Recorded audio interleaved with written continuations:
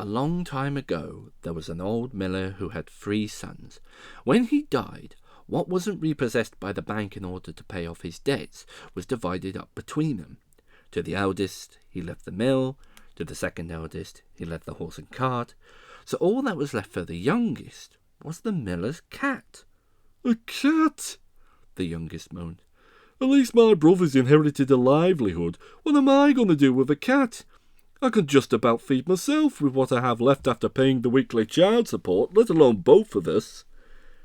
At that moment, the cat, who'd been dozing in a corner, suddenly woke up, walked over to him, jumped up onto his lap, and looked up at him. "Leave it out, Norman. All you need to do is go into town, buy me some clothes and a small bag, and just leave the rest to me." Norman was absolutely astonished. Once he'd made sure he wasn't experiencing the after effects of a slightly undercooked Tesco's microwave dinner for one, he decided it was best not to argue with a cat who'd suddenly developed the ability to speak, went into town and spent the last of that week's dole on a small leather satchel, a red silk hat, and a pair of tiny leather boots. When Norman saw the cat swanking about in his new clothes, he wet himself laughing and decided to name the cat Puss in Boots. Early the next day, Puss set off onto the common, pinching a crisp lettuce from the local allotments as he did so. He placed the crisp lettuce in the middle of a clearing and lay in wait, as well as what he sincerely hoped was someone's spilt vindaloo. A few minutes passed, and a large rabbit emerged. As soon as the rabbit began to spoil itself on the lettuce, Puss pounced, grabbed the rabbit by the ears, and bonked it over the head before shoving it into his bag and trotting up to the palace, where he requested an audience with the king. "Your Majesty, permit me to offer you this deliciously plump and totally 100% not poached rabbit as a gift to you from my master, the Marquis of Carabas." Now, the king had never heard of a Marquis of Carabas, but that was none too surprising, as Puss had just made up the name there and then. Anxious not to potentially start a diplomatic incident over a rabbit, the king decided he'd better accept the gift.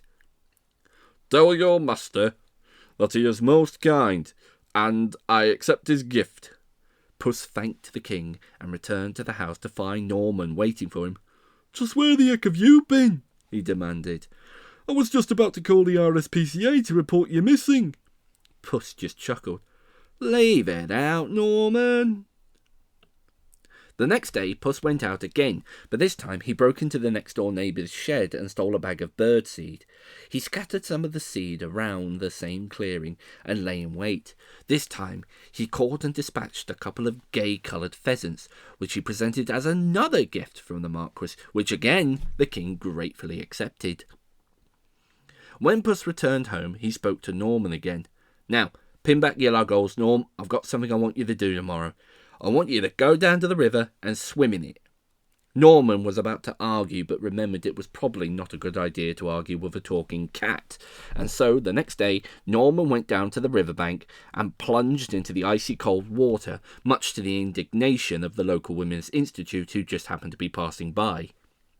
Whilst Norman was swimming, Puss spied the royal carriage heading towards the nearby bridge, just as the schedule he'd taken a quick gander at whilst at the palace said it would.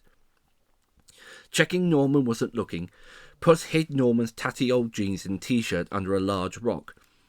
Once the carriage drew near to the bridge, Puss leapt out into the middle of the road and began to shout, "Help! Police! Murder! Someone call the Iron and Light! Someone call the Ghostbusters! The Marquis of Carabas is drowning!" The king called the carriage to a halt and spoke to Puss, who began a performance worthy of any Oscar nominee. "Oh, your Majesty, am I glad it's you. It's a disaster. While my master was having his constitutional swim, some good-for-nothing toe-rag nicked his clobber, Ray-Bans and all." "No, that's bang out of order," the king said as he instructed the driver and guard to help the slightly bewildered young man out of the river.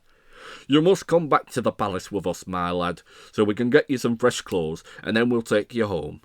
Norman was about to object when he spotted the king's daughter, who was a right cracker, and simply muttered, "Yeah, whatever you say, mate." Once you've got him dressed, said Puss, take him to the old stone castle by the river. I'll meet you there. And he trotted off across the fields. As he ran across the fields, he spotted a couple of farmers cutting wheat. Excuse me, fellas, but who owns these fields? They're property of one Mr. Ogre, Esquire, replied one fellow who lives in Greystone Castle by river. Me, this fiercest ogre in the land, you know, said the second. I hear he's a chameleon. Oh, for crying out loud, Pat, said the first farmer. Just say shapeshifter, you know you can't even spell chameleon. Look, said Puss, couldn't do us a favour like. If any folk in a grand old carriage should come by and ask as to who owns these fields, you couldn't say they belong to a Marquis of Carabas, could you? The first farmer scratched his chin. I don't know. I don't think Mr. Ogre would like that, us lying about this not being his. I'll give you a fiver if you do, said Puss, pulling out his wallet, but the farmer shook his head. Make it 10, he said. 5.50, responded Puss. 9.55. This was the second farmer. Look, said Puss, 7.80 and that's my final offer. Done, said both men. Puss carried on his way and stopped by an orchard. When he asked who was the owner, he was informed that it also belonged to the ogre. Puss gave both pickers a tenner each, and they too said that for today their field was property of the Marquis. Eventually, Puss arrived at the ogre's castle. He took a deep breath, muttered 3 Hail Marys, and rang the doorbell. If that's my Amazon delivery, just leave it on the porch under the bench, boomed the voice from the ring cam. I'm not Amazon, responded Puss. Oh, heck, came the response. You don't mean to say you're a Jehovah's Witness, do you? Please, said Puss, I do have some self-value. No, I'm here to see the amazing giant who can change his shape. Oh, is that all? Came the response. Come on in, door's open. Puss pushed the door open and entered the living room to find the giant sitting on the sofa in his dressing gown. So, grinned the ogre, what can I turn myself into for you? Oh, it's a doozy of a challenge, said Puss. I bet you won't be able to pull it off. No, go on, said the ogre. I like a challenge. Okay, said Puss coyly. I bet you can't turn yourself into a cockroach. Ha!